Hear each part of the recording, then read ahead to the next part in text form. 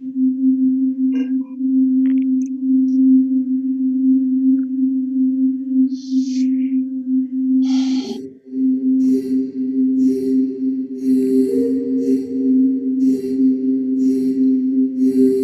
दिया तुम्हारा और एक राह है मेरी, टल जाएगी काली रात अंधेरी। हम डोर डोर सा हंस बटोरना आए, हम गोरदार सांस बटोरना देंगे नहीं नहीं,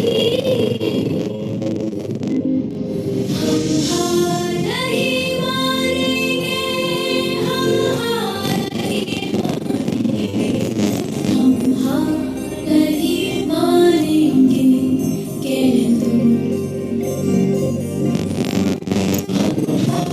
नहीं मानेंगे, हम हार नहीं मानेंगे, हार नहीं मानेंगे।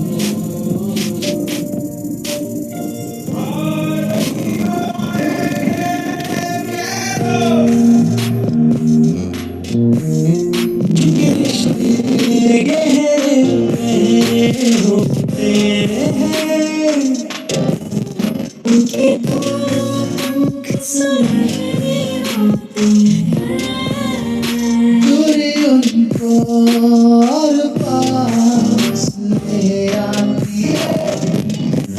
और उड़ाने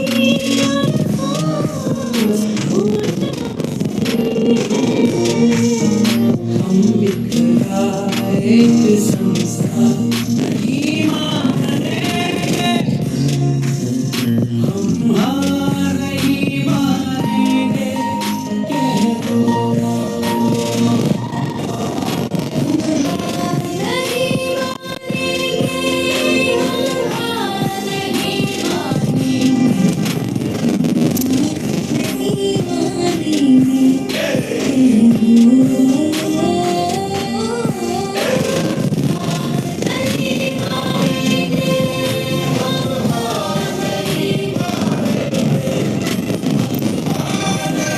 मानेंगे,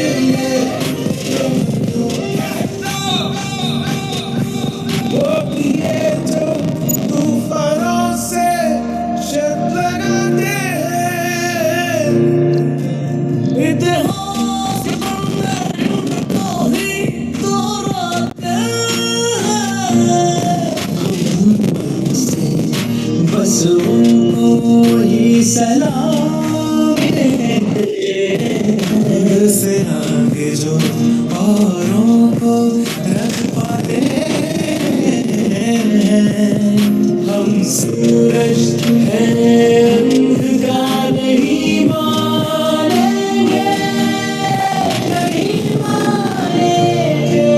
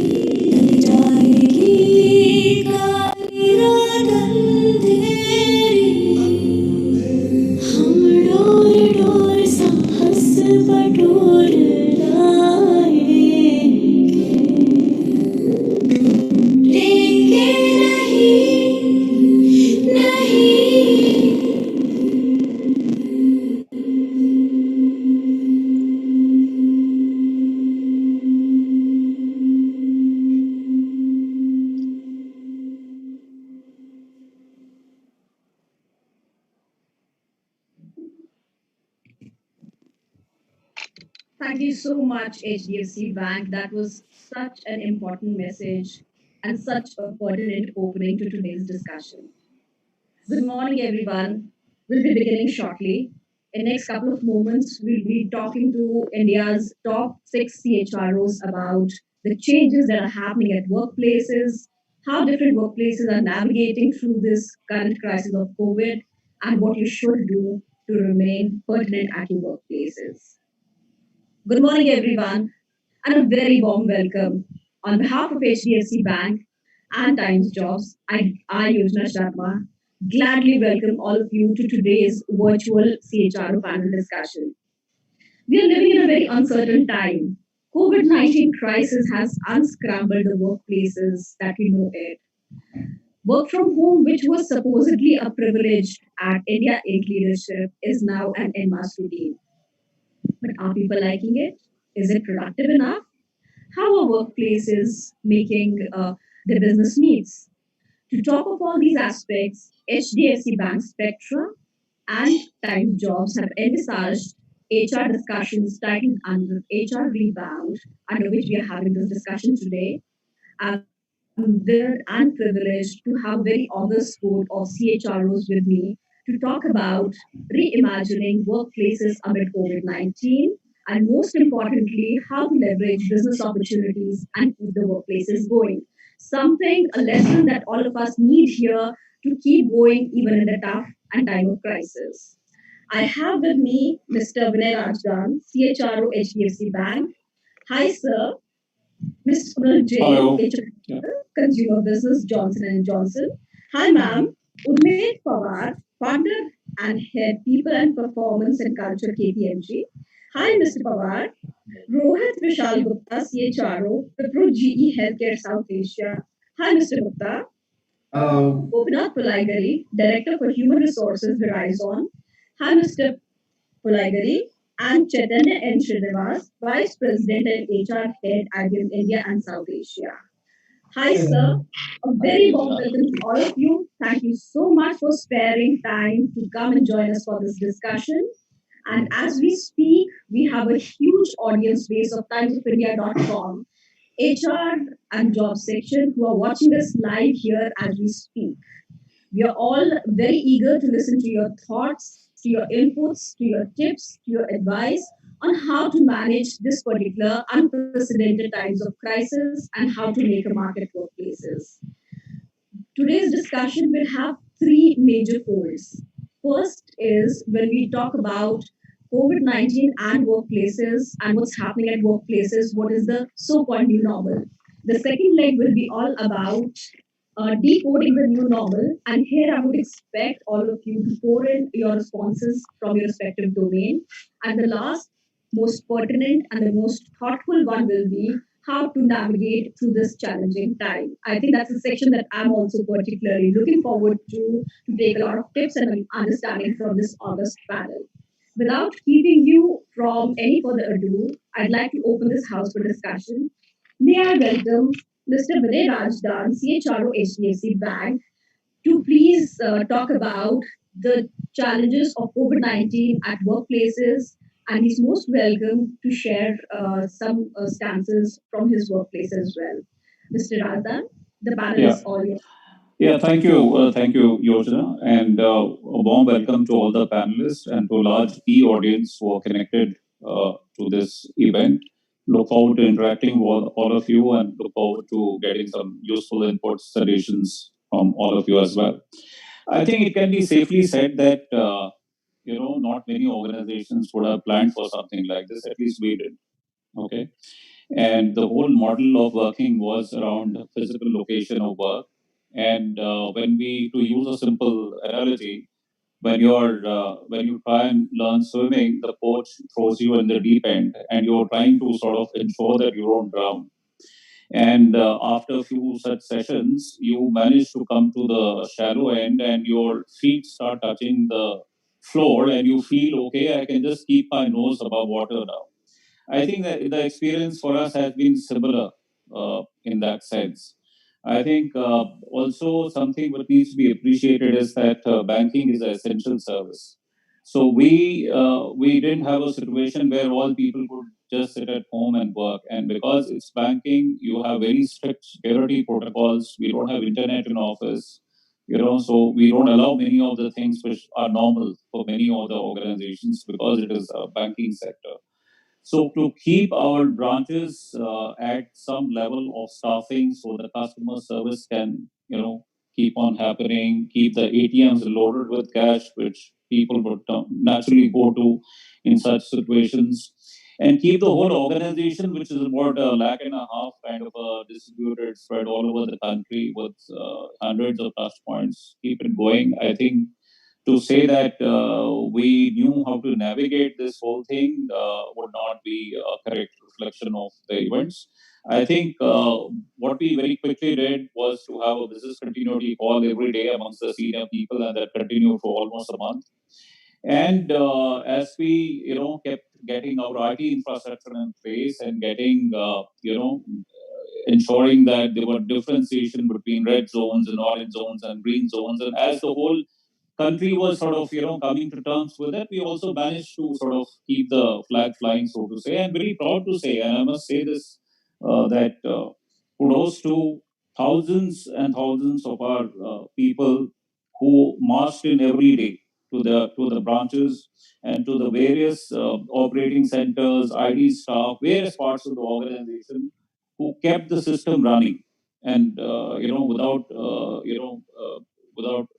sort of hyperboling the issue, but HDFC Bank is a big bank and there's a lot of customer base that we have, and a lot of people use our services. So the onus to ensure that services were kept going and the customer needs were met. I think it took all the effort that all of us put in on an everyday basis. So that was a nutshell our experience. There have been some learnings, some things which we improved, something which we thought we could do differently, some opportunities which have emerged out of it, which we'll touch upon as we go further into the discussion. May I now request Ms. Sonal Jain to please share her set of experiences, because FMCG has gone through a very tough time, and FMCG workplaces have actually gone through a tectonic shift, so to say, to keep their businesses going. Ma'am, can you please enlighten us on what's happening at your workplaces? Sure. Thank you very much, and a very warm welcome to everybody. And I must begin by saying this has been a very tough time, I think personally and at an organization level, because we have to sort of just go through something like Mr. Vinay said, it was just a deep sea.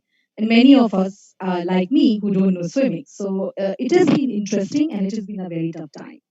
But I feel truly humbled to represent Johnson and Johnson, and we are a broad-based healthcare organization, and hence our responsibility becomes even more heightened to ensure that we are working towards a community, doctors, patients, nurses who are waiting for us in this time to play a very big role in the COVID times. Uh, J&J is actually sort of truly driven by purpose, and our purpose is blending science, heart, and ingenuity to change the trajectory of humanity. And that's a big purpose to have. But at the same time, our global CEO said we are built for times like these, and everybody at J&J actually experienced it in all manner. And what do I mean by it? And I think there were two foundational elements which helped us really starting to swim and then figuring out what's the next way forward. And those two foundational pillars were science and technology. I think science, innovation, technology continue to be our first pillar. And the second pillar was really about empathy, purpose, and care. And these were the two things which was enabled by our leadership tone at the top. And this was really a time at every single leader of the organization sort of really stepped up to say, this is what we stand for. Our employees, our customers, and our patients, and then our communities, and finally, our shareholders and stockholders, the way we call them. And while we will get into the conversation a little bit more detail, I think there are five areas that I feel incredibly proud, of how we have leaned in, and a lot of learnings coming at a daily basis. One is health and safety. So health and safety of our employees, like many other organizations, were at the utmost importance. And how did we do? Are you able to hear me, Yoshna? Yeah. Okay, thank you. So, and how did we do it? I think there were a lot of sort of digital apps, there were a lot of digital resources. We want to, our aspiration is wanting to be the healthiest workforce on the planet in the next few years, and really sort of deep diving into some of our world class resources that we had called Energy for Performance in Life, which quickly pivoted to a digital way of understanding what is mindfulness and what is resilience in these times. There were a lot of critical roles in our plants, in our R&D, who were focused not just on the delivery and the manufacturing aspect, but also science and innovation, because we are at the forefront of the vaccine development across the world. So, how do we take care of the essential services workforce who is actually coming up and being at the workplace on a daily basis? The second one that I'll call up is policies and benefits, and multiple policies and benefits in a very quick turnaround time for us to learn what can we do. Employee assistance program, we had caregiver leaves. We're also a healthcare company, so there are a lot of trained medical J&J professionals who were out fighting with COVID along with patients. So there is a 14 weeks leave that we declared for them in the next year if they're fighting in the front line as the frontline health workers to really ensure that they are protected and served, as we call them, at this given time. We also had telemedicine. We have something called as gym reimbursement. So really ensuring the fitness of our people.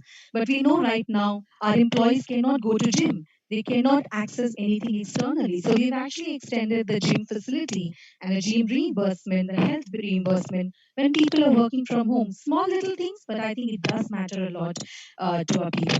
The third was around our people leaders. And again, like I said, tone from the top.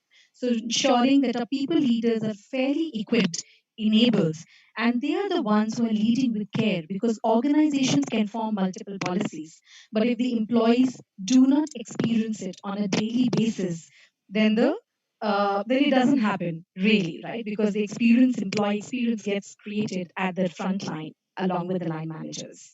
The fourth is diversity and inclusion. And even during the COVID time, we rolled out a policy for LGBTQ community, and we said we will not hold on any progressive policy that we need to be rolling out, because this is the right thing to do, because this is the time we have to build far more inclusive organization than ever before. And finally, around capabilities. So how do we really pivot around digital? And it wasn't easy. And like Mr. Vinay said, there's been a lot of learning. I think sometimes we have failed, sometimes we have learned, sometimes we have taken some risk, but that's perfectly fine. But what I can confidently say is we are definitely one step ahead from where we were. So, happy to get into any of the sections in details, but I think that's where a lot of personal learning and learning at an organization level during these really tough times in COVID. Thank you, ma'am. Actually, I think for me, the two most important aspects are coming out of this were that you have to have an equipped and an enabled workforce to move through crises like this. I would quickly like to move to Mr. Unmesh Pawar. He comes from a consultancy. What's his experience of, navigating through this crisis? Thank you very much. I think good to be here amongst all of you. I think it's well said, right? I think what has happened here is not something that one of us has been really prepared for or have been equipped for. So I think is the stuff they say is the things they don't teach you at B school is exactly what transpired. And I think all of us who believe that we have so much of data and insight that we can leverage on to make smart decisions, all of that got challenged overnight. So KPMG, for everybody's benefit, is 25,000 people across India. We have two big parts of our business. One is the assurance side, which is tax and audit. So we do audits, we advise on tax to our clients. And the other side of our business is really advisory, which is management consulting, management advisory, risk advisory, cyber advisory. And I think overnight, right, and a business like Assurance, which we believe that people have to be at client side, people have to be at work because there is so much of confidential stuff that we're dealing with that we cannot have people work from home. Overnight, we were pushed to have 25,000 people at home working from home. We have another 10,000 people that are part of our global business services kind of an organization. Overnight, in about 2 or 3 days, we had more than 3,000 desktops shipped out to people's homes to ensure that they were active and live. I think what is amazing is that I think how our IT infrastructure scaled up, and I think it's been what more than 120, 30 days that we've been in this right now. But I think it scaled up so well that we never really had believed that we will have so much of resilience built in. I think people have stepped on to very different levels in the organization. And I think as soon as COVID happened, we went out there and our teams are working with the government of India and various state governments right now supporting our fight against COVID. And I remember I think within about 2 or 3 weeks of this whole COVID situation happening, our CEO Chairman Arun and I were on calls with some of our people who are on the front lines working with our clients as well as working with the various central and state governments. And I had two stories which really personify how people step up. And I remember having a conversation with some of our people who were working with the central government. And there was a set of team members who hadn't actually had a single wink of sleep for more than 80 hours. Now, as leaders, you say, whilst you do all of this, it's important, but take care of yourself. You don't want to burn yourself thin.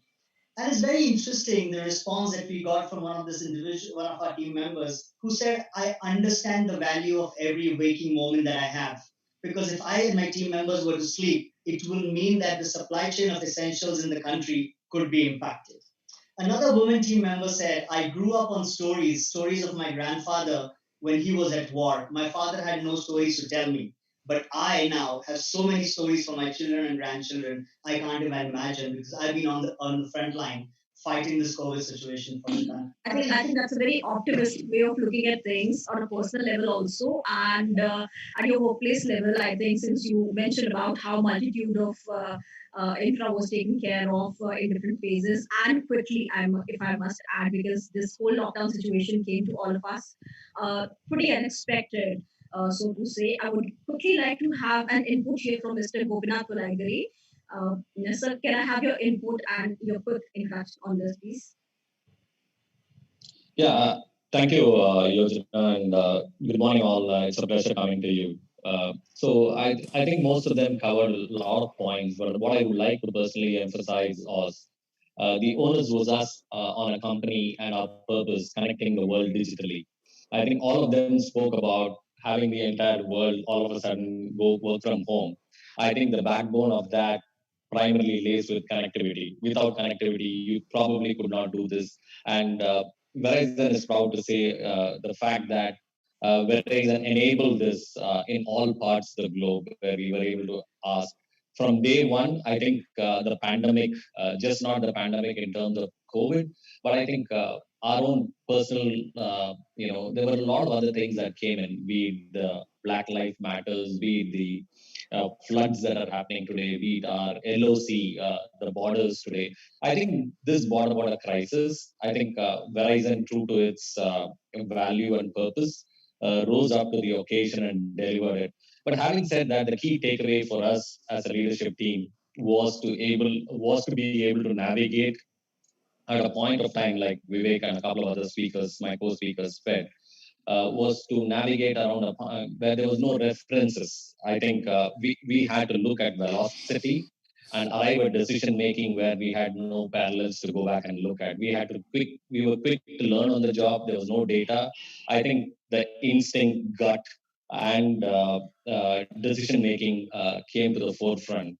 Of course, backing all of this is an employee first or employee centric approach, for which we were lauded by the Forbes to be the number one company across the world for our global pandemic response across the world.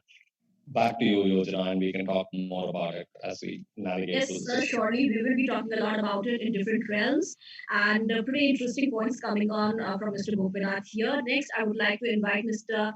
Chaitanya Srinivas for his initial introduction and a quick opening remark on this topic. Thanks, Yojana, and good morning, all. And really a privilege here to share some thoughts here.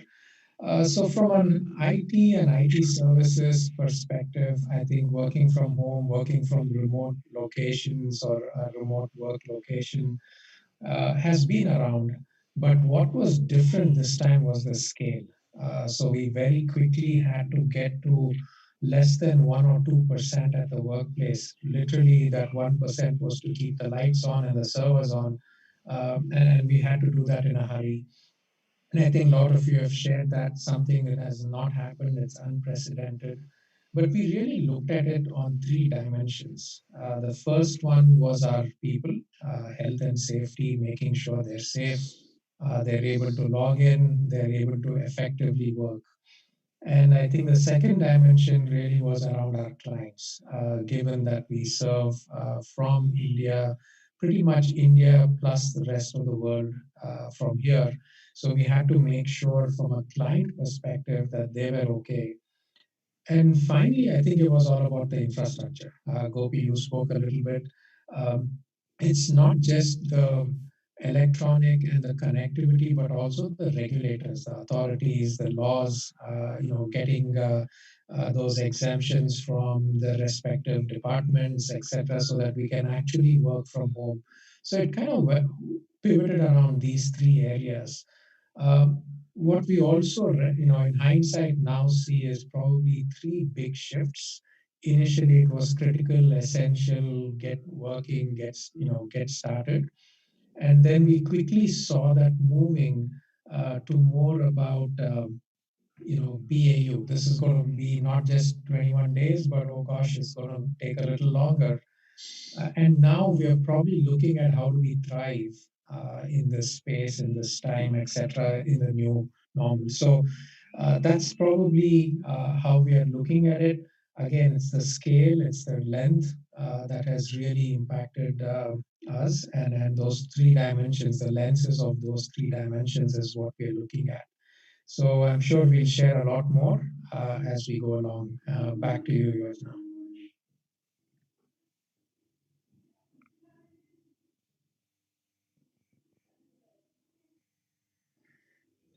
Yeah, I think Yeah. Yoshana has got disconnected and she had prepared us for this eventuality that if he gets disconnected, then one of us have to step in. And Rohit Vishal Gupta informed me that he was part of ITC when I was also part of ITC. So I will then take this opportunity to welcome him to share his views with all of us and with all the audience that we have. Okay, thanks, Vinay, and thank you everyone for giving me an opportunity to be a part of this panel, and a very warm welcome to all the participants. My name is Rohit. I head HR for Wipro GE Healthcare. We are basically in the business of medical devices, and while this whole COVID issue hit us, I wouldn't say that we got hit about it very suddenly. There were initial information about what had happened in China, and there were some easy pickings and learnings for us to take from there. So we had a bit of a head start. We had our business continuity plans in place, and when we got into this situation, I think we were able to quickly pivot and use the learnings from some of the other regions, and then put it into our the new normal which we talk about. The I think the big pivots that happened for us where we made a big difference was that we didn't look at it in 15-day, 20-day buckets and say now for 15 days we'll do this and then we'll get back to normal. I think when we started planning it from a perspective of 3 to 6 months window. And hence, whatever we did was from a slightly long-term perspective, saying that uh, Okay. we're going to get into it from a slightly more medium to long term perspective, and hence all the changes that we did were policy changes, process changes, SOP changes, and that really helped us as the thing kept on getting elongated and what we see happen around us. We are basically into the business of medical devices, as we said, and that is why we have our people, our service engineers, our sales guys, our apps guys actually working in hospitals, in COVID wards, and trying to serve the machines and keep an uptime high. And I think a big kudos would go to hence our EHS safety orientation systems that we put in place. That even despite the whole COVID thing rampaging for about 4 months now in the country, we have just one case where somebody probably picked it up at a customer location.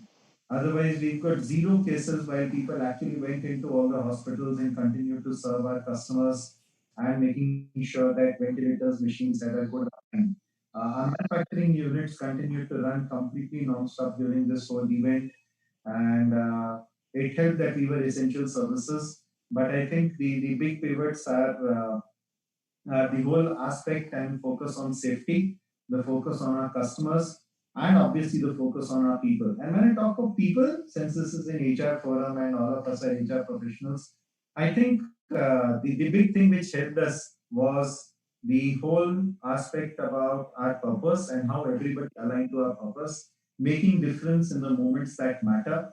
And there could be no other moment bigger than the whole COVID that was ravaging across the world and that is still ravaging across the world. Wherein being a part of a global organization, being a part of a global supply chain system, three large manufacturing units providing material all across supply chains across the world with the whole shipping lines, customs, or the airlines going down, nothing flying, and still making sure that we continue to make sure the parts go across the world.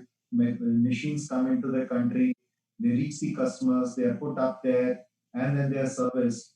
I think the whole organization really worked seamlessly, collaborated horizontally, and we will talk a lot more about it. Yes, yes. Yes, sir. Mobile. Sure. In fact, I would really like to talk to you about the other aspects wherein you talk about business continuity in such challenging times. The next segment that I pertinently want to talk, but before that, I must thank all my audience here. They're pouring in questions in like heaps. I have a gentleman called Kalyan Kumar who's saying that he was really waiting for this discussion and he's enjoying the thoughts and processes that are coming along. Thank you so much, Mr. Kalyan Kumar and others. Please keep holding your questions. I will be picking the top six and the most relevant questions for each of our panelists here.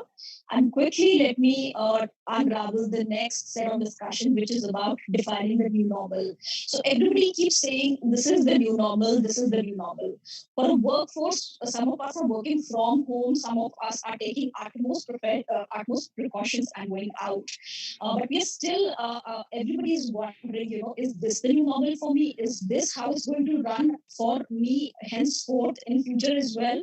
So let's talk about what's the new normal in different domains. And I'd like to rope in again Mr. Razdan for his quick inputs since banking was in essential services also. Mr. Razdan, if you could enlighten us with your thoughts here. So, Yojana, you'll have to indulge me for a little longer than my first opening remarks this time round. See, I think Sure, first, sure. all of us must appreciate that we are part of history which is getting made as we speak. So therefore, at this point in time, I think it's normal actually to have more dilemmas, more questions, more things weighing on your mind than the clear cut answers that and clear cut answers at these times are dangerous because there's not enough precedence, there's not enough data, there's not enough information to really take views forward. Totally. I think one thing which has got established after listening to my co-panelists and what I know from various other colleagues and people of my network is that you see the issues around social distancing, masks, sanitizer, temperature checks, health safety, tying up with hospitals and service providers. If someone tests COVID positive, sanitizing the place, locking it down, quarantining, those are pretty much baseline stuff now. On in terms of getting the work going, because that is obviously where the bread and butter comes from. The connectivity issues, getting PCs out to people's home, getting changing your security policy so you allow access to people and so on and so forth. That is also pretty much the basic now, because if you don't do that, your business doesn't happen.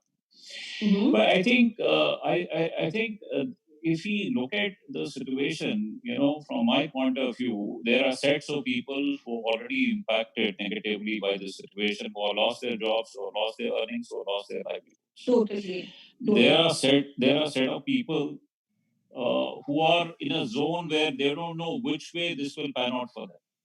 Their organizations are tottering, they're financially not strong, and then there are possibly organizations that this panel represents, which are financially very strong and financially very stable and to give a very strong signal to the organization this year, we continued as normal with our increments, promotion, bonus, everything the way we did last year because we could afford to as a large organization, and many large organizations have taken similar decisions.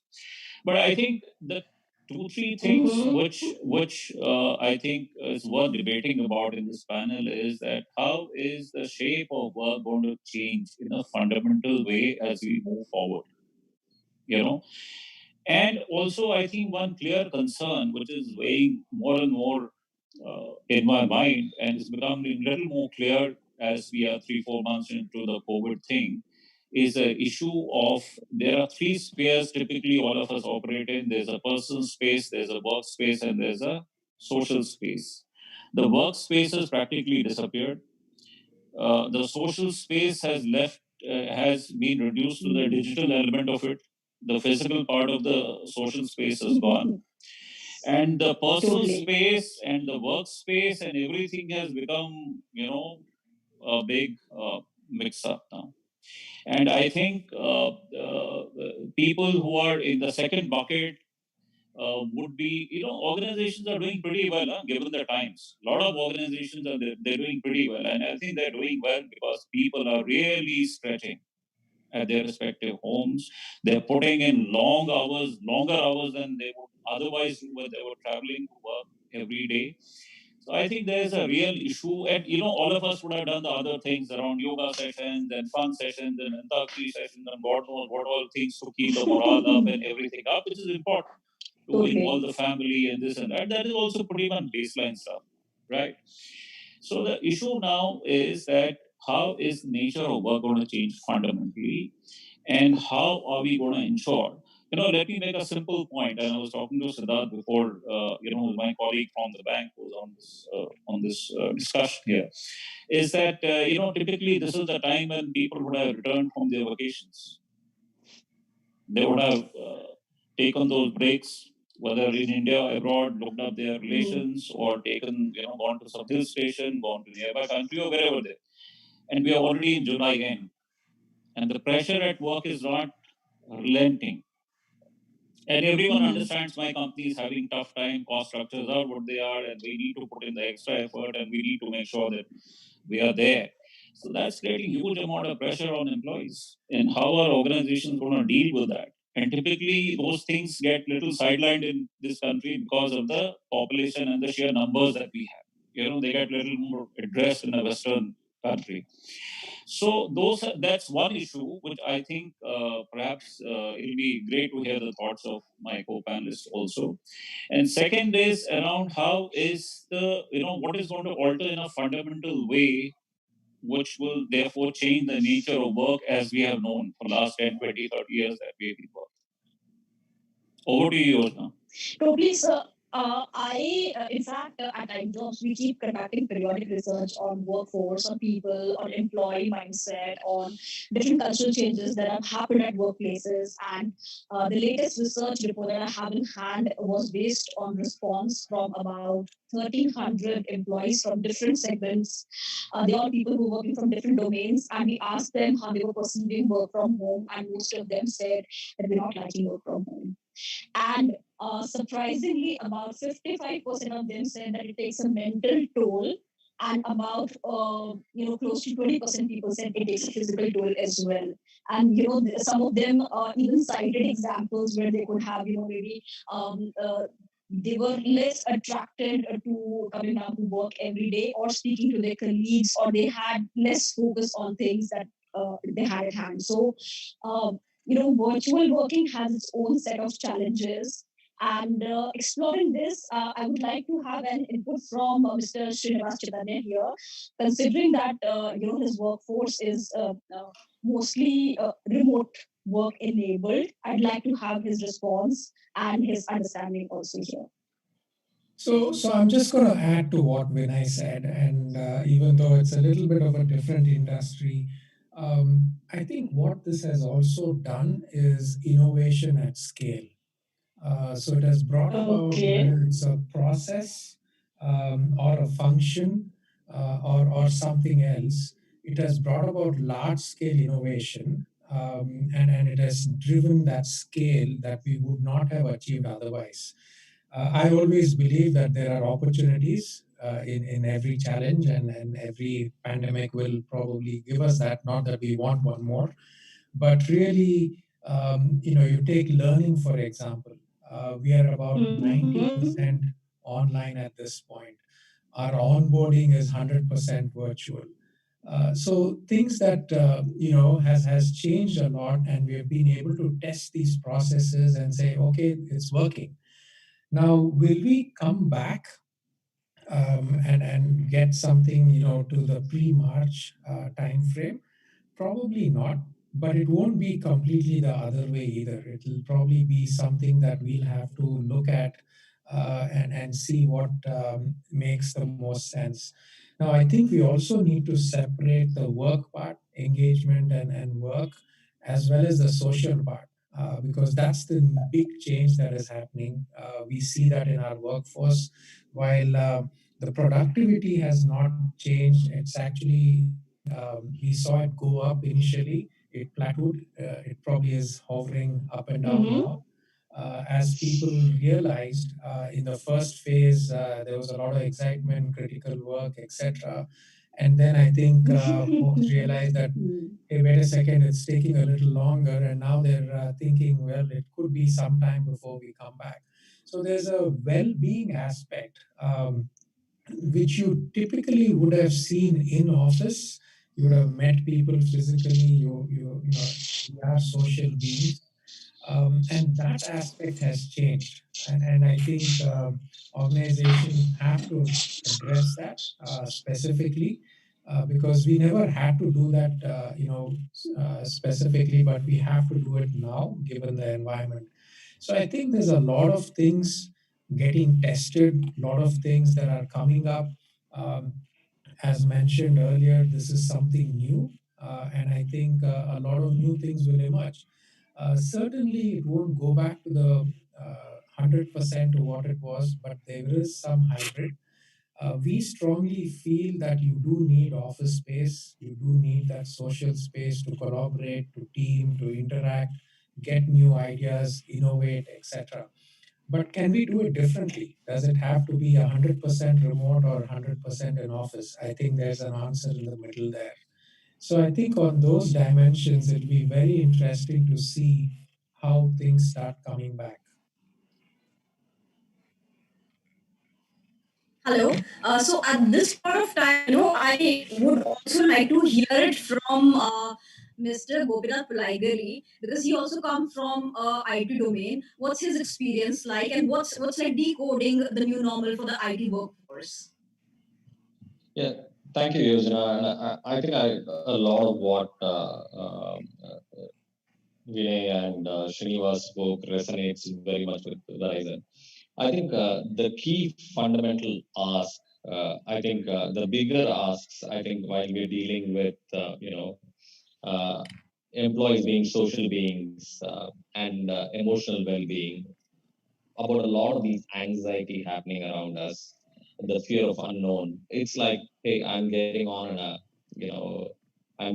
pilot a plane where I don't know what's the destination. I'm against strong headwinds, and there's nobody really that I can look out for and care for. I think how do I deal? How a company is going to deal with this emotional anxiety of employees, and most importantly, I think Srinivas spoke about it, the need for collaboration, the need for coexisting, working with others. But I think the fundamental point being, how do I connect for somebody who's joining us new? Yojana, it's all about they've been a part of the company, they've been a part of the culture. Like he spoke about, we've hired a lot of people during this pandemic, right? From the start of the year, we've been hiring left, right, and center. We continue to hire. How do I assimilate these employees to the purpose of Verizon, to the culture of Verizon, where they have not met a single employee or a single colleague? How do I engage these workforce? How do I connect these dots? And more importantly, how do I, bring this back home? I think a large part of it globally, I think, and domestically, what we are really looking at is taking a serious look at what are the jobs that can be done from home. I think we are proud about the fact that at Verizon, we identified a set of jobs that can be permanently moved back at home from the Yes, the US. remote jobs. Yeah. And so the telecommunity kind of jobs where we've helped them set up home offices, and these jobs have permanently become now jobs that have really worked from home. Having said that, I think the other part of it is also uh, none of our employees were prepared for this large scale engagement, and which was a virtual engagement all along. Being it, how do I look at my managers all of a sudden not having their workforce sitting right along with them? uh, what are the learning needs? Srinivas spoke about 90% of the learning needs. I see maybe 110% of our learning needs being out in those space. I think it's going to be a challenge. It's going to be a trade-off. uh, it's going to be a choice of how we are going to manage between all of these. But I think the bottom line of what I would really care about is how are our employees going to be cared about during all of these? How do they feel cared? How do they feel connected? How do they feel engaged to the larger organization purpose and their customers is going to be the underlying purpose. I think at Verizon, one of the strongest thing that we wanted to emphasize was our connect back to the society, because we are a part of the society as well, to the point that we explored virtual volunteering. And I know somebody from a few panelists have spoken about it. Uh, I think we are a part of the society, and it's important that we volunteer. We looked at options where people could do virtual volunteering because it's really important for us and as a company that we give back to the society, and we leverage a lot of these opportunities in terms of virtual volunteering. I think that's where I think we slightly took a different view at Verizon to look at the society and our employees together in the same, and our customers all together at the same place. I have two very clear takeaways from what Mr. Gopinath just shared. First is employees faced a lot of FOMO, fear of missing out. Am I missing out on anything that was critical in my peer group? Am I missing out on anything that the HR said and oh my God, I did not know about it? And second is, how to keep your journey, the learning journey continued. Because if you're in office, you tend to, since you're going out, you tend to attend a lot of L&D programs, you tend to upskill yourself, or you tend to learn things, absorb things on your own. So what's happening? I would like to revert back to Sonal Jain for quick takes from the FMCG domain. What's the new normal for employees in the FMCG domain? Please enlighten us. Yeah. So, Yojana, if I were to really look at it, societies, communities, individuals, organizations, I think everybody is going through a different journey. And in my mind, it's all about some are surviving and some are thriving, right? So, it is a journey from surviving to thriving. And hence, the evolution of the new normal is going to be different for different groups. And that to me is something which is very, very important for us to acknowledge. Now, for us in our kind of an industry, it's important to understand what are the consumers and customer behaviors which are changing. Consumer behaviors in terms of the spendings, in terms of their priorities, customer behaviors, which is truly about our doctors, medical practitioners, it is about our distributors. So their behavior change, their demand and their need truly defines what are we going to do in the new normal, right? And if I were to look at what we do, I think pretty much remains the same. But what will change a lot is how do we do it and how do we bring it forward for the consumers and customers, right? A couple of examples from a what do we do? So, from a supply chain, quality, technology, data, insights, I think they're going to play a very big role. If I were to look back and just to add, what my co-panelist just spoke about, partnerships. A lot of partnerships are happening in the consumer health kind of a space, right? So, what are the kind of partnership? What are the kind of skills that people should have to work with new partners? It requires a very different kind of a mindset. If I were to look at our own workforce, but what happens to our extended workforce? What is our approach in that domain? So, again, remains a very important point. Third is how will the leadership be in the new normal, right? When you're not meeting people, when you're having a feedback with them, when you're having a conflicting conversations with them, when you're trying to establish a new way of collaboration. So, what is the new leadership in the new normal is something that will define the new ways of working for us, right? And what is the social collaboration fabric? Because I completely agree. I think all of us believe that 100% work from home might not be the new normal, at least from where we look at it, right? There is a value of being together. There is a value of meeting each other. There is a social and a cultural fabric that we want to continue at some stage when it's safe to come back to workplace.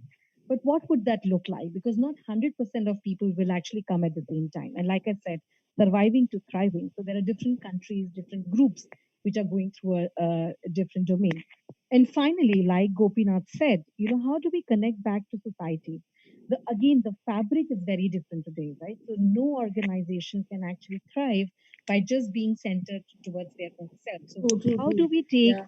the society and community along with us is going to be a very critical part of the new normal whenever that new normal comes. And again, very keen to hear the points and perspectives of the co-panelists.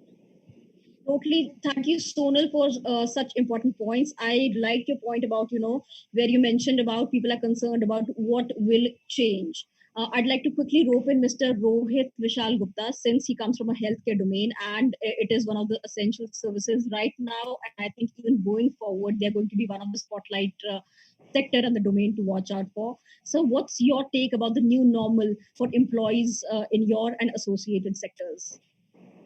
So I think I'll just go back. There is a lot of research that has already started work happening in this field, and there are some early studies which are out, and I would like to allude to some of those studies. A couple of them, basically, if we were to say pre-COVID era was at 1, and right now we are at 10, probably once things settle back to normal, we're going to come back to about 6.5, 7. It's going to change permanently, and a good part, and some of it is going to go back to where it was, which is going to largely to do with travel, meeting customers, and also going back to some kind of workplace for collaboration purposes, etc. And the second piece, which I can see into the future basis, again, some kind of a research is that on a productivity front, while, and I think Chini said it fantastically, that productivity went up, there was an excitement around it. People take a lot of stretch and then they realize that there's a lot of burnout happening. And people have kind of found some kind of a rhythm working at home, for home, and for work while being in the same space. We see that there's some kind of a, predictability that has come around in terms of what to expect from which person and how the team deliver and what are the new timelines. What change is that I think short-term to medium-term projects, whichever people are doing, or the work which is where people are individual contributors, that's happening fantastically well and will continue to be at the pace at which it is happening. Long-term projects, strategic projects, those initiatives where you need to collaborate beyond your immediate comfort group, those are going to get severely impacted if we continue to work from a completely basically on an online medium. And this is where I think the companies like ours, irrespective of which sector you are, need to look at it and see how do we bring those people together and make sure that kind of collaboration needs to work in. The second aspect which I want to talk about, again, it is industry agnostic, but the from an HR perspective is how do you create employee experiences in the new normal? Even if you go back to 7, what are the employee experiences? What are the we spend a lot of time and energy designing workspaces, designing habitation spaces, designing flexible workspaces, agile working methods, and open offices, closed offices, and suddenly all that's gone, right? Creating the employee experience continues to be on top of the agenda. So how do you create those employee experiences in the new hybrid workspace, wherein you would have probably smaller offices, working from home and office in a shared kind of environment? And in that kind of an environment, how do you do? I don't think there is a best practice which is already out, or there is a very clear mandate of how this should happen. But I think that there is a fair bit of time, energy, and thought process going into that aspect, where I would like to see and understand what people are doing about it. Coming very clearly to the healthcare sector, and I'll just take one more minute, Yojana, is the whole aspect of, I think there is a big shift. There's a lot of investment, and there was a lot of work happening in terms of lifestyle diseases, which is oncology, liver, cardio, etc. COVID brought the focus back to communicable diseases. Big shift that we are seeing in the healthcare sector, wherein people are focusing back on very, very elementary aspects of what are the communicable diseases, how do you control it, how do you manage it, and there's a whole lot of work which is happening about building immunity Totally, yeah. and working on So, those thank you so much for your input. It was pretty pertinent, but I would still like to stick on to decoding what is going to change. And I have this particular question for Mr. Unmesh Pawar, since he comes from an industry which does a lot of trend spotting, future gazing for us. They're generally the people who come out with nice reports and credible data around what's going to change. So, Unmesh, getting back to you and your domain, and what's changing, and how would you define the new normal for workforce at your places? I think all our panelists have kind of alluded to it in some way or shape, right? But I think there are three realities that are very clear, and we don't know how long this pandemic is going to play out. Three realities, and I'm going to tell you what the three are, and then try and dwell on each of these. The first one is clearly that at the end of this, and whenever this ends, organizations have no choice but to be more efficient than what they have already been. So that's the first reality. The second reality is that humans are now being considered as biohazards to an extent.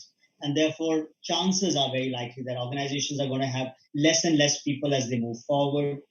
And the third reality is, and I think some of our colleagues have talked about it, all organizations are today questioning their real estate footprint. The chances very highly is that they're going to have much smaller real estate footprint than what they've had. And we'll just spend a few minutes talking about each of these. And we did some surveys, like you said, reports that we published around GCCs and other pockets. Coming to the first one, I think really about efficiencies. I think organizations, and when I said that in the opening, there's no choice now but for organizations to question and do what I call the zero-based budgeting, to really look at saying what is slack in the system and really question every discretionary spend item today to figure out how can it become economically more viable, keep its nose above the water. And I think all of that is going to force multiple things. One, I think organization structures are being questioned. Slack in the system is being questioned. And the exciting thing that COVID has done is has broken hierarchies to an extent and accelerated decision making. Now, whether that decision making has got accelerated because people are working crazy hours, that could be one, or because it's in a survival instinct, there is no choice but to take some decision over no decision. And the fact, like I said in my opening, that you cannot rely on data anymore to take decisions, right? These are gut calls that you have to take to say what can happen. So operating model changes, structural changes, flattening of organizations, hierarchies being blown away to push for more agility, more efficiency. That's the first part of the conversation. Second one, organizations will have lesser and lesser people, and we are seeing that, right? Organizations that have been rather change laggards or did not walk down the whole IoT, Internet of Things, or Industry 4.0 journey, believing that we have enough people and we can hire people, and whether it's contract labor, etc., we can manage.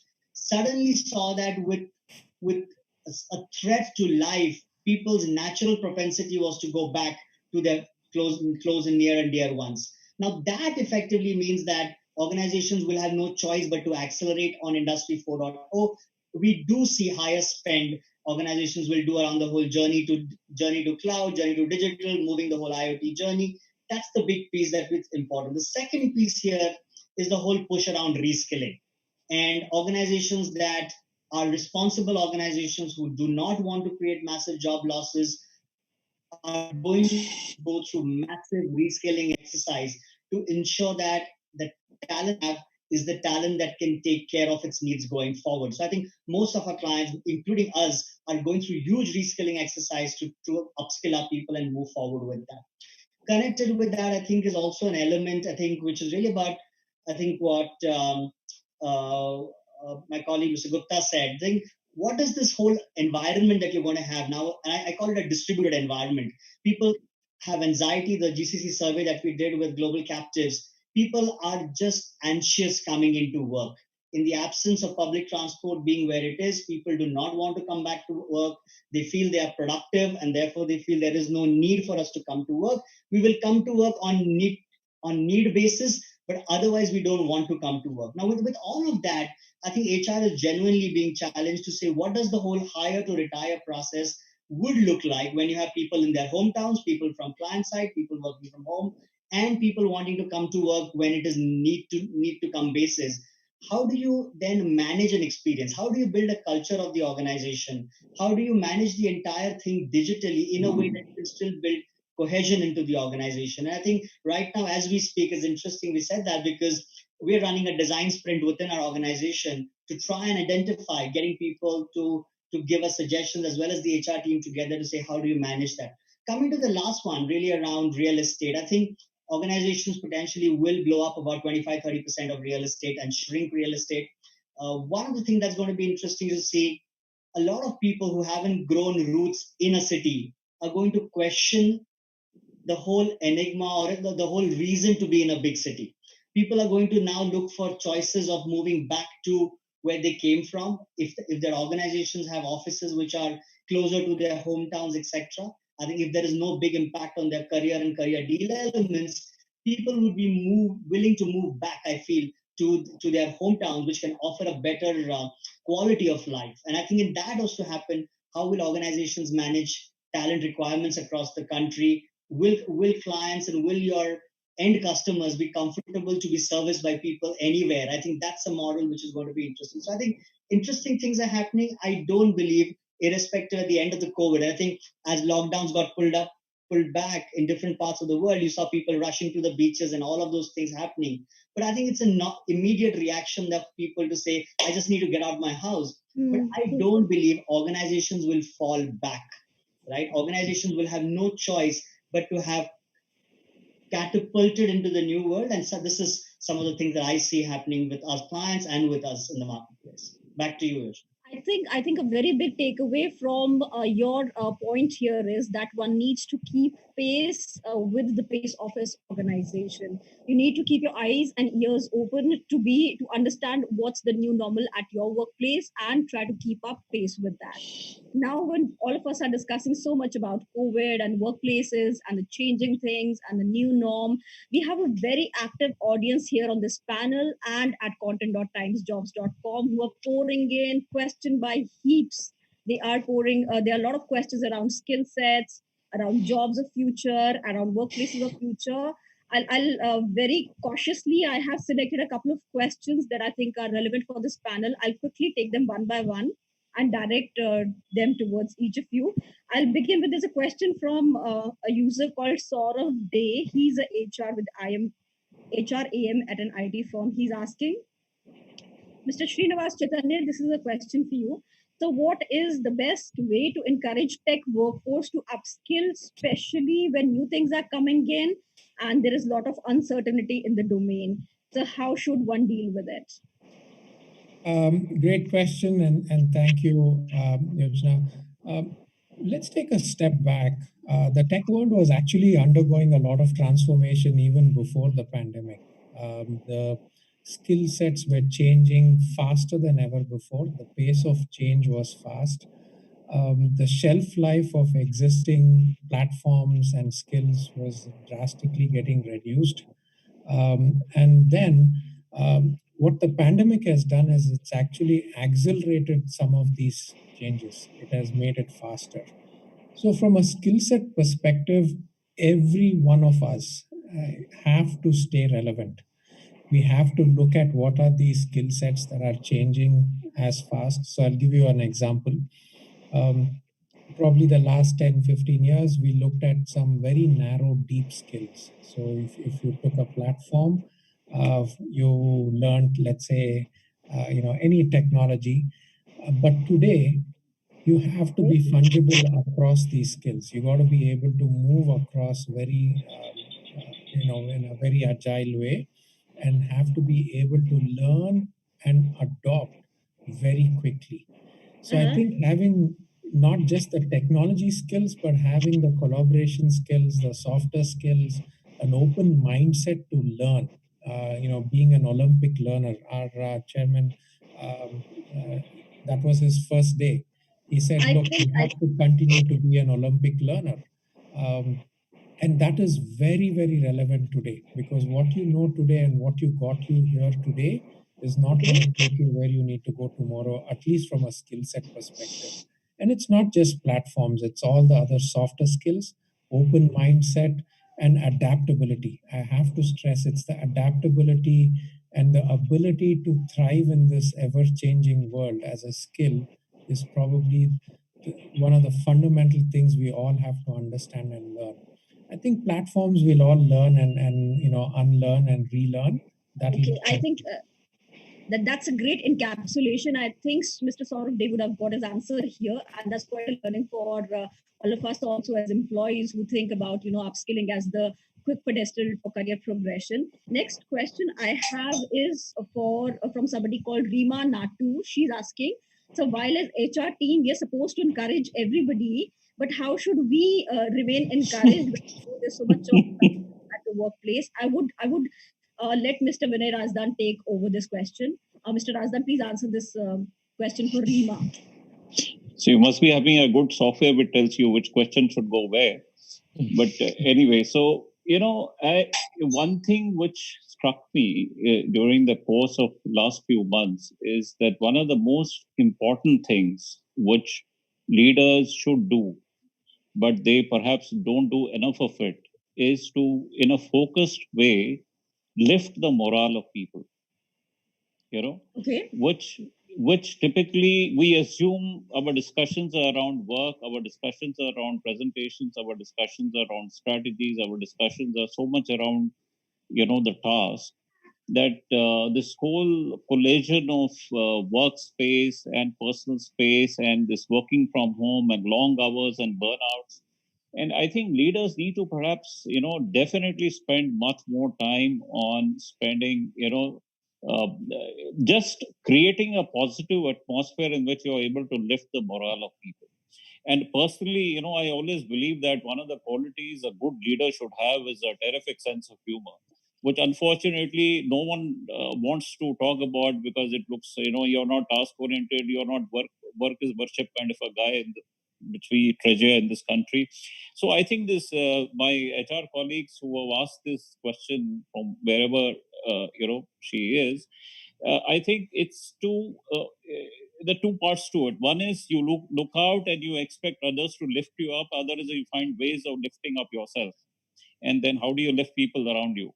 But I think spreading positivity and in a focused way, spreading cheer and spreading, spreading that can-do spirit and spreading, lifting the morale, making people feel good. I think that's an important element which leaders need to focus much more on, my view. Okay, thank you so much. I think that's going to be a seeding thought for all of us, whether we are in the workforce or whether we're just braving the crisis otherwise. I have another question coming down from it's actually about how to keep the fragmented teams motivated. I'd like Mr. Umesh Pawar to take this question. There's a lady called Rati Chavan. She's saying that, hi, I have worked in consultancy earlier. I understand how close knitted work is, but how do we ensure that fragmented teams, I think she means teams which are located in different geographies, keep working in such uncertain times? I think it's a great point. I'm going to take off from what Vinay said. I think these are times when one attribute which we don't think or talk enough about becomes very important, and that is trust. Right? And we know that today, we look at any institution that we were holding sacred today, each of those institutions is getting blown up, right? And whether it's education, religion, whatever it is, everything is getting tested. And I think if the last research that we saw, that people still trust their organizations. And I think there's a need for organizations to step up. And I think in times and difficult times like these, especially so now and going forward, the actions that we as leaders take is going to be instrumental in what people will remember, because scars that we create now will be remembered for times to come, right? I think therefore it's first, I think, is what are leaders doing to really build trust into the ecosystem is going to be very important. And therefore, are you being guided by principles, or is there a knee jerk reaction every day, right? I mean, on one, we see so much of things. One day there is a funding that a particular startup gets, in another month you see they're laying off people. So I understand there are economics that you need to take care of, but I think, what principles are you running the organization with? These are times when people's security needs are challenged the most. Are you as a leader being transparent, honest, and sharing with people what's happening, and therefore are decisions being taken in an open, transparent manner? That's the first thing. Second, these are times, and working in a distributed environment, it's easy when you're bumping against each other in a coffee or having a drink on a Friday evening, the project team's having a drink over a Friday evening. These are times when you cannot do that. And communication needs to be accentuated. I mean, it's great that during the in the 1911 flu, you didn't have technology, but now you have technology to access, whether it is Skype, MS Teams, Zoom, WhatsApp video, whatever kind of stuff that you have. But you have the ability to connect and communicate. You need 25-30% more communication to happen to get the same thing done than what was happening when you were face to face. So I think you cannot uh, ignore the importance of communication. The third one is, I think, and when I said that, we need to have more and more. This is leadership getting tested. We need to have leaders who are who speak with an intent to inspire and build trust in people, and are listening with an intent to really learn and what we can do better. And I think taking care of the human that is working for you is most important, because right now people are going through multitude of challenges, right? Whether it's on the personal front, on the professional front, the insecurity that they're dealing with, and anything that we as leaders can do to let people know that we are backing them up, we are there, and we will swim or sink together, I think is important. So a long answer to a short question, but I think there is no silver bullet around this. But I think it's about what I call as Monday morning leadership, doing the basic things every day and doing it much more than what we did before. Okay. Back to you, Rajana. Thank you so much. Some good, very positive insights coming in from there. I have a question from audience. Her name is Bhaswati. She says, I would like Mr. Gopinath Pulaigari to take it. She has written, "Sir, I'm a HR manager, and I would like to know how back to the physical workspaces after 1 year." I think what she's meaning to say is that now all of us are working virtually, and how to gradually come back to work, maybe when things situations are favorable. Mr. Pai, please take up this query. So I think the first question to ask is gradually come back to work. Are our employees ready to come back to work? Is the first question that we probably need to ask during this pandemic. While we at Verizon ran a survey, I think 50% of our employees were looking forward to come to work. And 50% of employees had a lot of fear coming to work. How do we address those fears? Firstly, coming back to work. So these are both internal and external, if I have to look at it in two ways. Internally, what are we doing as an organization to create an environment that is healthy for our employees, in case when the employees come back, they're ready and fit to come in. How are we sanitizing some of our basic stuff? How are we going non-touch, be it the elevators, be it the swipe cards? How is it becoming facial recognition? How are cafeterias saying they are just like your flight, saying they're engaged, they're not engaged? How are your toilets saying? All of these we were able to put into a video and educate our employees. We started calling our town halls or road shows, calling them as air shows or podcasts, where we called employees and told them, "Hey, come and ask us whatever you thought you had fears in terms of that." So employees started coming back and saying, "How are we going to vet people who are going to come into the organization?" We built an app to say, "Hey, if you're coming into the organization, you will need to answer a set of questions at any point of time going forward from now, to say that these are the 5 questions, and the app allows you an entry into the office, or decides not to come into office. And how do you maintain hygiene in the office? I think these were BAU stuff which most companies do, but I think a larger point of what we really wanted to look at is the undermining sentiment of empowering an employee to have the choice of working either from home or from work. Today, we are 100% in terms of productivity. There's nothing that's really pressing our employees to come back to work. There's an overwhelming urge of our employees wanting to come back, missing the social ecosystem. But at the same time, we want to really weigh down what are the pros and cons from that perspective. So what we have really done is to split the organization into four broad categories from A to D, and then talk about 25% coming in each week, even when the underlying factor being if and when the offices are ready to operate and open, and the fundamental driver to all of that being the employee safety, health, and the employee choice. It's not a must in our case. In our case, the employee is empowered to say, I feel safe and secure working out of home, so I have that choice to do so. That's where we are driving our future to. But I think it's imperative, just like what Umesh said, like Srinivas spoke about, and Razdan and Rohit, Razdan spoke about, Vinay Razdan spoke about, is about communication. Okay. I think what we have done from that perspective is we were having monthly town halls, we were having quarterly town halls. I think today we have taken it upon ourselves, the CEO and the global HR head. We call it up to speed at Verizon, where they come on the face of our employees and keep them posted.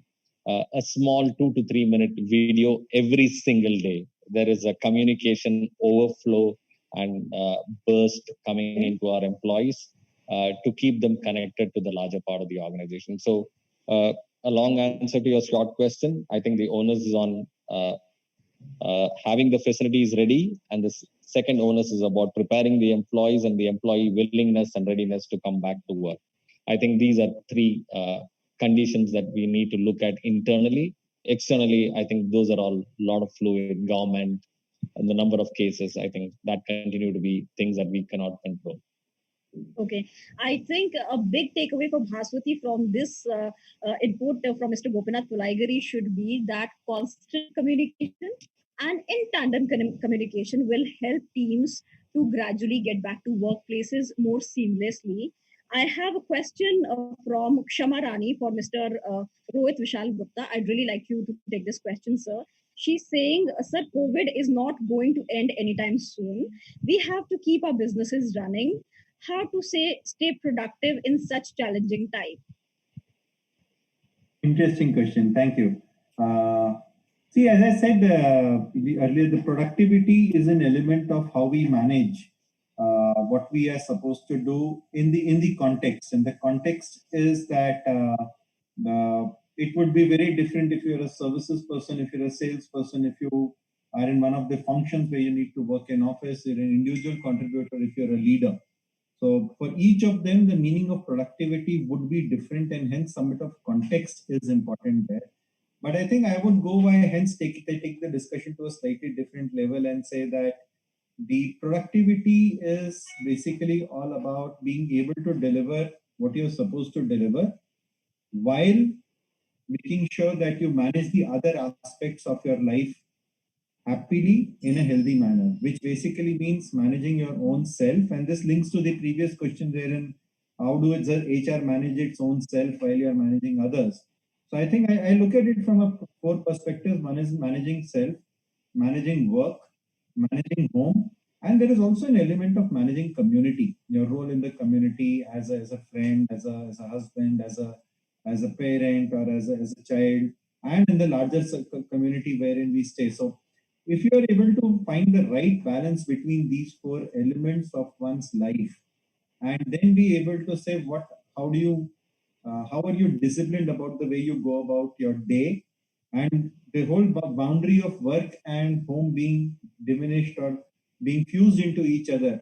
I think it is extremely important that we get extremely disciplined about the workspace that we create at home, about the time space that we create in the day.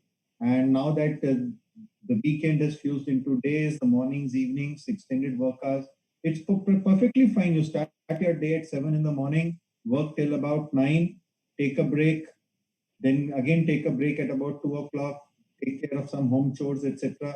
So use those boundaries flexibly, but make Okay. sure that you balance your time in a manner that you take care of various aspects of your life and hence be able to deliver. And I think the whole fragility of getting disturbed and trying to take care of home while you're doing work and trying to take care of kids while you're managing some calls, etc. I think that the very, very important aspect is to be able to, in a disciplined manner, be put those boundaries of time, of space, of infrastructure around you, and be able to, in your context, be able to work around it. I think uh, we have seen that people start taking care of a lot of issues which have arisen, and the new rhythms fall in place, and then it gets a bit more manageable. That's what I can say at a very broad level. Thank you. Totally. I think COVID or no COVID, as workplaces and even the workforces should be attuned to the fact that we will have to work virtually or maybe in office, and we should be, prepared with. There should be. It's a mind more of a mindset issue, and less of an infra issue. I have saved the most savage question for the last. I will direct it to Sonal Jain. I have this question from Shipang Sharma. He says, how should HR teams keep the morale of workforce up in such tough times when even job certainty is uh, for so many is at stake? Okay, he means to say when the job certainty is also dim, how should HR teams keep their workforce morale up? Yeah, no, thank you so much. And it's a very, very heartening and a very relevant question. So thank you for that. I think couple of things. First, let me talk a little personally. I think everybody's needs are very different, and everybody is going through a very different time right now. Like I keep saying, we are not in the same boat. We are in the same storm because all our boats are very different right now, right? Some of us have different situations at home. Some of us have different situations in the office place, right? So, one is how do we understand the needs of every individual? And that's a big role that HR fraternity plays in enabling aligned managers to understand. And that's one area where I think a lot of positivity and motivation comes through. I think the second is being very clear what are we trying to save and protect? Are we trying to save and protect our organization? Are we trying to save and protect our jobs? Are we trying to save and protect our compensation? Are we trying to save and protect the well being, right? And all of them could be and, all of them could be or. So it's very important for us to understand very deeply aligned to our purpose. What are we trying to save for? And whatever is a decision, because I fundamentally believe every organization is trying to do their best. So, what are we trying to save? Let's be absolutely transparent and ruthlessly honest to our employees in terms of communicating what's our stand as an organization. Thirdly, it's very important to express gratitude and recognition in these times. And I don't believe we need to have too many frameworks, but I think fundamentally we recognize and acknowledge the difficulty that everybody is going through. So, for example, we in J&J have a platform called Inspire, where we can recognize any individual for different kinds of situations that they are in and the kind of contributions that they make, and at the same time using just a small little thank yous to really ensure that people are going through different situations, and it doesn't require just a step up and a step down to say I really thank you for what you did today, right? As a peer, as your team member, as your boss, as somebody who's working very virtually in a different part of the world. So it's very important to build that cultural fabric and a nuance in the organization to ensure that we are absolutely open, transparent, honest, authentic, and at the same time acknowledging whatever each individual is going through in these tough times, because it is indeed a tough time, right? And to me, that those are the two things that is defining a lot of motivation and preserving the fabric based on the purpose of whichever organization that we are part of. Okay, I think these are pretty hopeful words that I think should resonate with all of us. Yes, yes, Mr. Razdan, you have a point here to make. Yeah, Yodha, I just wanted to make a point, not taking anything away from what Sonal said, but to the person who asked this question. You see, if you take the size of a HR team in any organization, it will be 0.5% or 1% or 2% of the total headcount. So for the HR team to have this sense of responsibility that it is the 1% of the HR team, which is it's their job to lift the morale of 99%, is an undoable job from my point of view. I think fundamentally it's the role of the leader. And if they are looking for HR to lift the morale, it tells you the leadership is not doing his job for that work group. And that's where the intervention of HR should get focused to ensure that at the right levels of leadership, the right interventions are placed to ensure that their teams are experiencing positivity and they're experiencing high morale. Just a small point. Thanks. Thank you so much, sir. I think those inputs will resonate with a lot of us, even when the discussion is over. Our partners, HDFC Bank, have prepared a little nugget about what they're doing in COVID 19 for their customers and their workplaces. I would like to welcome Akhilesh Kumar Roy, Branch Banking Head and National Head for Sales Excellence and Transformation for HDFC Bank, and Mr. Siddharth Gupta, Program Head Corporate Salary and Leads, Sale Enablement and Go-to-Market Planning at HDFC Bank, to please take over the panel and take us quickly through their presentation.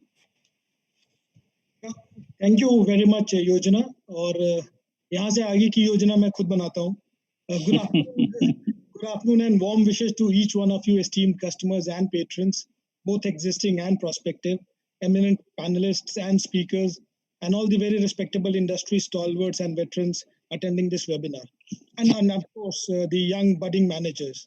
So at the outset, I would like to make a few disclaimers. We will not be able to complete our talk in the stipulated 20 odd minutes allocated to us, but we will do it a shade earlier. And hence we'll be very conscious of the time and will not bore you with any information that is not relevant to this August audience and present numbers and growth figures, since most of us do not derive any statistical pleasure out of them, and certainly not this HR forum.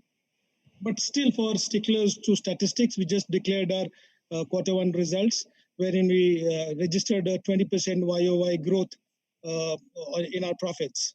So jumping straight into the presentation, we are the most valuable Indian brand as endorsed by brands and featured consistently in the top 100 global brands. And that is a matter of great national pride as well.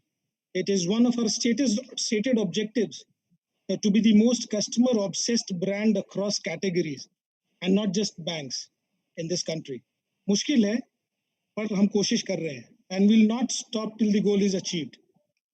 Some of the innumerable accolades and recognitions that have come our way, and we dedicate it to all our esteemed customers and colleagues in the bank who only but breathe customer centricity.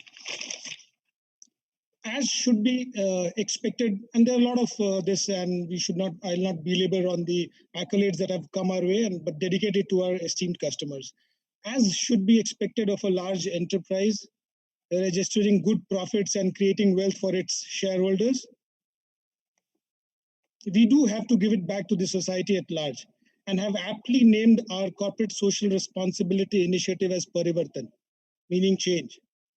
The broad areas in which we are very actively participating and engaging are rural development, and we have registered a reach of more than 1,300 villages and 4 lakh plus households, 40,000 plus kitchen gardens we've helped set up, 28,000 plus solar lights, and there are many other things that we do under that rural development aspect of our Parivartan program.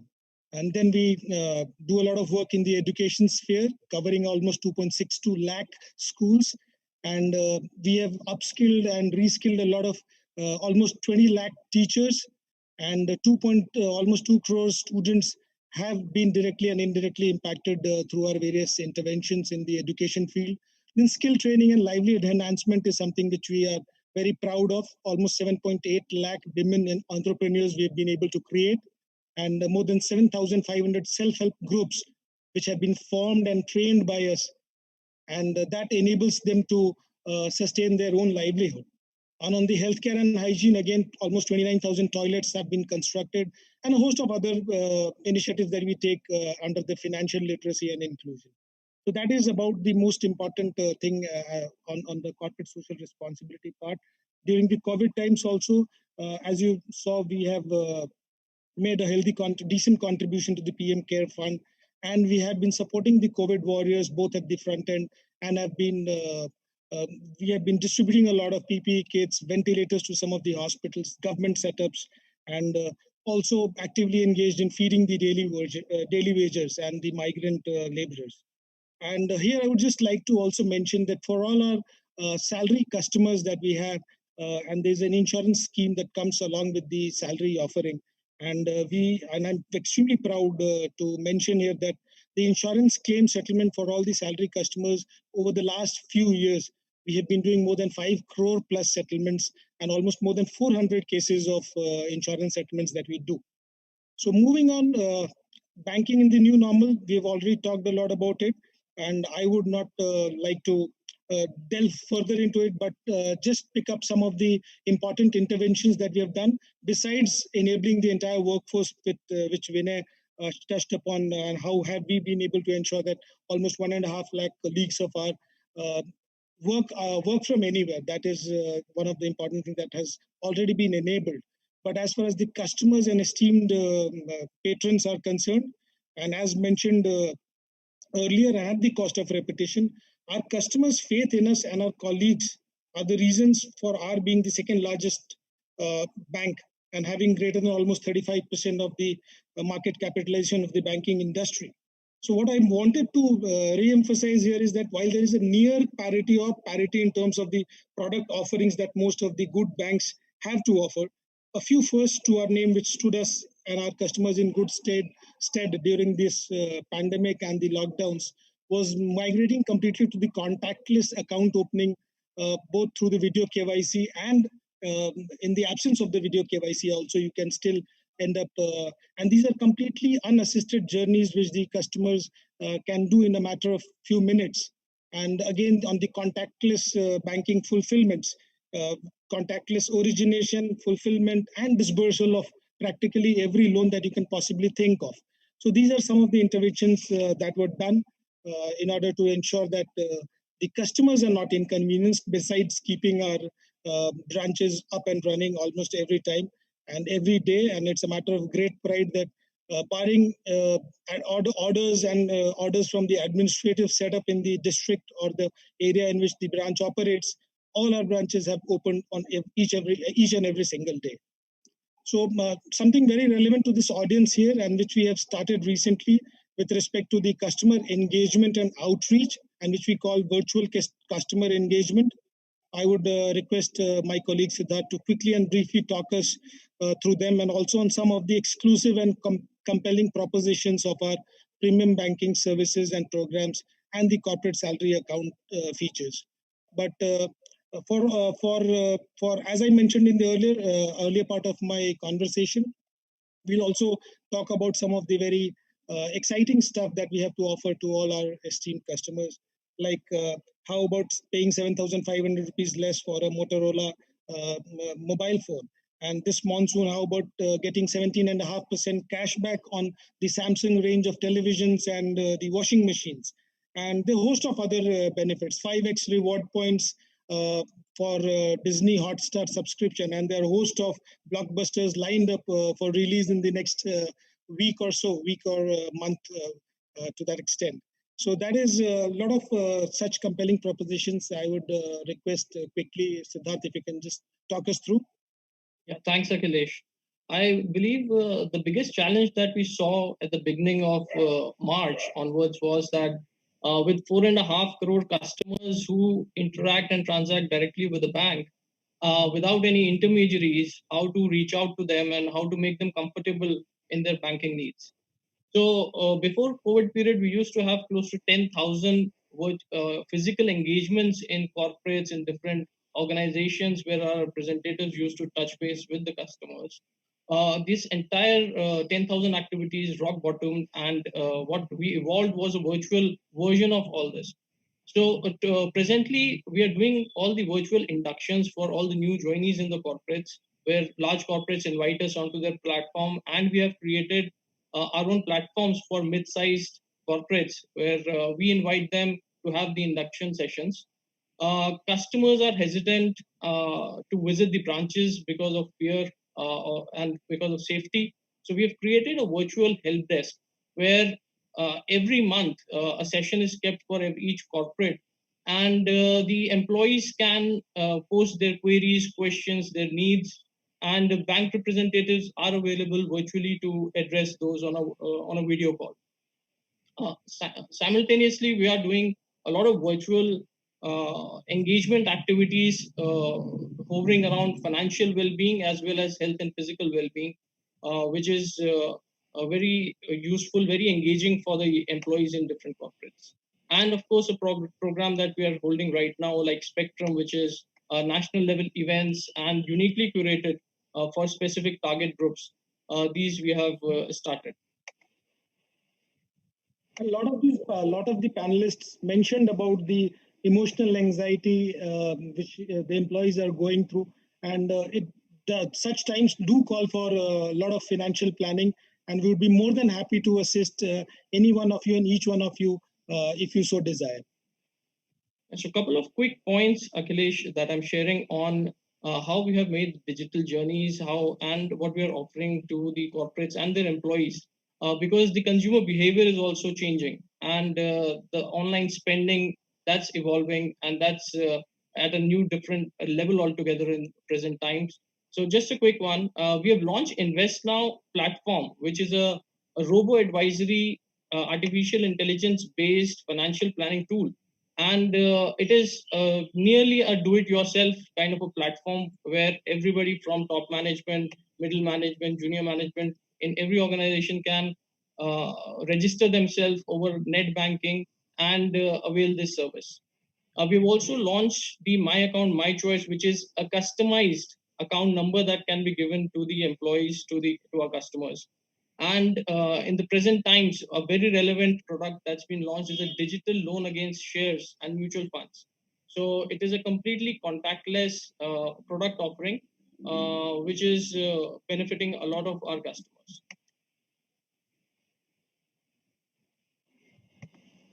Our credit cards ensure that nearly 33% saving on our internal Smart Buy platform, which is a bank's own online shopping platform. When people go there and shop, they earn up to 33% savings and reward points, which is the best in the industry. Also, the cards offer a unique features of airport lounge access, free golf lessons. I will summarize towards the end of the presentation what is the actual rupee value of benefits that can be derived if someone's actually banking with HDFC. So what we are also offering is complimentary annual memberships. These all features and benefits, friends, come along with the salary accounts that get opened with the bank and the salary account relationships that we're establishing.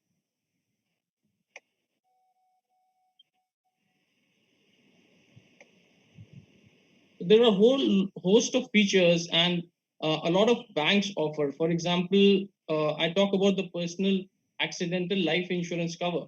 It's sort of a standard feature in the corporate salary offering, but I take pride in sharing that it's also the claim settlements, which really distinguishes HDFC Bank on an annual basis. Nearly 50 crores of claim settlement on the personal accidental life insurance that we do, for which the employees, the corporates do not have to pay a premium.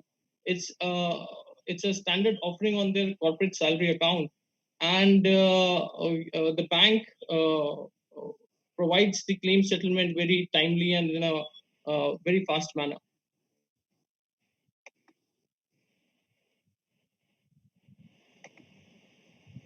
So we have also in the bouquet of offerings a 10-second personal loan, online contactless disbursals and applications of two-wheelers, car loans, credit cards. So we have designed over the last 3 months all our product journeys in a complete digital manner, where the customers do not have to visit the branch. From application to disbursal happens completely online. And during the COVID period, we have also launched our Salary Plus product, which is an overdraft facility up to 3 times the net salary of the employee.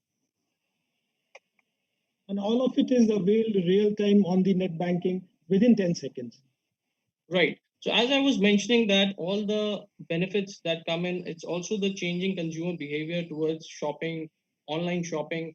So we have got a host of cashback facilities available with 5% cashbacks on Pays app and the Smart Buy platform of HDFC, 2.5% cashback on online spends, 1% cashback on offline spends and wallet reloads, and 4 complimentary lounge access per year. So these are specifically the target segment specifically is our new age employees and the new joinees who are coming into the organizations. So what we have done is, I'll just talk about how we are connecting with the customers. We have built a relationship management architecture, where from the top management to middle and junior management, everybody can have a relationship manager in the bank. So at a corporate level, we have got key corporate managers who handle the entire salary relationship, engage with the HR teams in the organization. For handling the financial side, we have our corporate banking and our business banking teams who manage the lending and other products. And for individual employee needs, we have got individual relationship managers who handle a portfolio of around 150 employees or 150 customers in the portfolio. So all our corporate salary customers, right, in the middle, junior management and senior management, they can get a relationship manager, and they really do not need to visit any branch for any transactional needs. Most of it gets delivered and done with the relationship manager virtually. So quickly summarizing what benefits out of all the various spendings that we do, a lot of online shopping that we do, the complimentary insurance cover that we provide on the salary accounts, what kind of benefits accrue in rupee value term to the employees. So someone who's at a salary of approximately 25,000 rupees per month on an annual basis can save few things to reflect on, I think, as we go through this pandemic and be ready for more that come on. I think more and more as we go through this, I think the need for us to be able to connect our people to a larger purpose. And I think connecting back to community, connecting about what we are really making the impact and what we're doing is important. And I think leading the organization with its values. I think values, we all talk about it, but I think these are times when leaders need to step up and lead through that. Second, I think is about dialogue. We need to facilitate and create more dialogue in the organization, because now suddenly those serendipitous moments where people could bump into each other over a coffee, etc., have vanished. So you need to force dialogue and conversation within the organization. HR and we as HR professionals have a big role to work with our leadership and shape a narrative, right? I think we live in this narrative of anxiety about coming back to work if we need to come back to work. But I think there's a role in shaping the narrative, because I think we have a role to play on how we tackle this and live with Corona going forward. We talked about this a little bit, but I think experimentation and innovation is really going to be critical. Where innovation happens, what innovation, and when it happens is important. And I think as an agile organization, we have no choice but to constantly invent and reinvent ourselves. Flexibility, I think hierarchies have been blown and we need to keep them blown. We need to bring much more accelerated decision making in the organization, keep the transparency. And lastly, I think Sonal said it well, so did Gopinath. I think we need to understand that as organizations, we have a responsibility to the community that we operate in. And when we talk about the triple bottom line, I think planet, people, and profits, I think we need to work across all of them in a seamless manner. And it's never been as tested as now. So on that note, Krishna, back to you. Thank you so much, Mr. Pawar. I would next like to take some inputs from Ms. Sonal Jain on how to make the most of this crisis as an employee. How should you, look out for the opportunities and make the most of this crisis? Yeah. So thank you so much, and very heartening to see the presentation from HDFC Bank. So thank you so much. Just top three things on my mind. I think one is staying very true to the purpose. Consumers and customers, and what are their needs is going to define what do we do and how do we do it. Second is agility, judgment, and conversation, because there are decisions that we don't have a rule book now for. So what are the kind of decisions we are going to make is going to define next many years to come, which is going to impact our community, society, our consumer, customer, and our own employees. So that becomes very relevant. And third, to my mind, is empathy, care, and being very optimistic, but staying very, very clued on to reality. Because not just optimism, but realism also will matter a lot in what do we do and how do we thrive. And like I said, it is about a story of surviving to thriving for everybody, which is very different in different parts. So that's really going to be my closing statement. But thank you so much. Surviving to thriving. I think my input, my takeaway from your input would be surviving to thriving is going to be the key. May I now please invite Mr. Vinay Razdan for his inputs on how to spot opportunities in the present crisis. So Yojana, I talked about sense of humor. So it's incumbent on me to make some wisecrack in this panel. Unmesh was talking about blowing away the hierarchy. So I was thought for a moment that if we actually do that, then how are we going to do this kind of a panel discussion? Because you typically look for people at a certain level in the hierarchy to get a panel discussion going. But on a very serious note, and this is a small message to the large number of people who may be connected. I think I heard a lot about communication which organizations are doing. I think whilst we may be doing a lot of communication which is required and which is landing well, but we must ensure that the first line of the communication is whether my job is safe or not. If you're not going to address that and you're going to talk about 100 other things, the basic anxiety which a person is having, that is I'm at home, what I am doing, is it something still relevant in the organizational schema or not? And that's the first, I think, sense of security organizations must provide to their people, and even to the actions that you've taken. You need to be transparent and honest about them. And if you are able to build that trust, which a lot of panelists also talked about, I think it's an important thing. But coming to my take on this whole situation, I think it's an opportunity. I'll just give you an example. I refer to the business continuity calls that we started to have immediately after COVID came in. And to my very pleasant surprise, I found all senior people talking about how many e-courses their people had done. Certainly that became one very clear and measurable indicator of deployment and productivity of people at home. So that led me to believe that this whole business of working from home is going to be a huge tailwind for training, because for people that you're going to be who will be operating out of that kind of an environment, you will definitely have one of the measures of productivity: the courses assigned and the courses covered. On the other thing, I think clear opportunities for human resources professionals, because the complete architecture of HR was centered around a physical workplace. From your hiring strategies to your culture creating strategies to your performance assessment strategies to XYZ rewards, and the whole thing. So I think with the debate between physical and digital being settled forever, and that creates huge opportunities for efficiencies also for organization, I think there is a lot of work which HR teams will have to figure out in that space, that what to do and how to do, and how to make processes. For example, I think if you were to ask me one word, which we will hear more and more as we go forward, is there will be a sense of tangibility about everything. Because you're talking productivity, you're looking for outcomes. Till now, in organizations, we hire for roles. I think increasingly one shift you will find is that we'll be hiring for specific outcomes. Okay.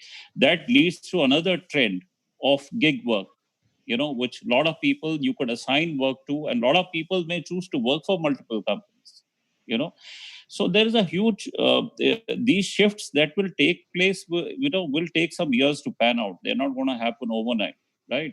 But these are significant opportunities. And if there is one thing, I think, which I would really emphasize on is, I think, well-being of people needs to be something that all of us need to be focused on at organization level. Thank you. Okay.